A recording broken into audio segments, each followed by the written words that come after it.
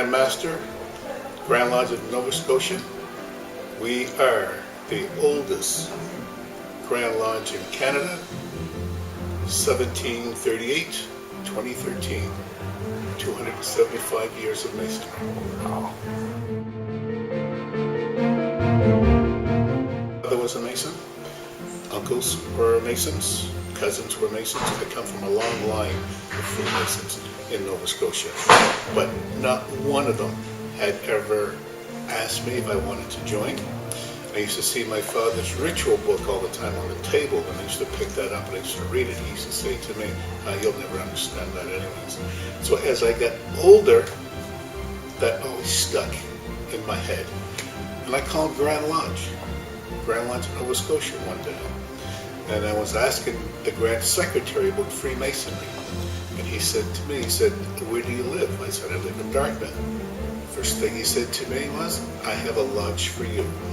Next thing I knew, two guys came to my door with pamphlets, and we sat down and we talked about Freemasonry. At that time, I did not tell them that my father was a Mason. So they left. 3 days later, two more guys came to my door. That was it for me. So it was one of the best moves that I ever made by going to Wentworth Lodge number 108. I was the only person of color in that lodge, and I just went right through the chairs. If you wouldn't mind, having spent some time in Nova Scotia, there's a certain dynamic there. Yes. But yet, as the oldest lodge, it's probably one of the most successfully integrated lodges. Yes. If you wouldn't mind maybe just talking a little bit about the successes and challenges for you personally along that journey, or even just as you kind of ascended through the ranks, how is it that you've been so successful as a jurisdiction keeping peace and harmony? Well, I think it's because even though we're the oldest lodge in Canada, we're still small. We have something like, I think, 4,600 Masons in the province of Nova Scotia.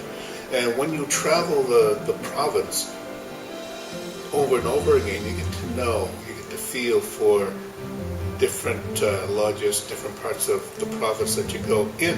I've never encountered any racism. I've never encountered any animosity in all my career as a brother Mason, and I've been at it now for 23 years. The majority in our Grand Lodge, predominantly white.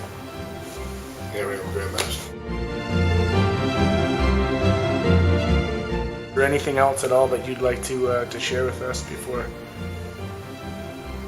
The greatest fraternal organization in the world.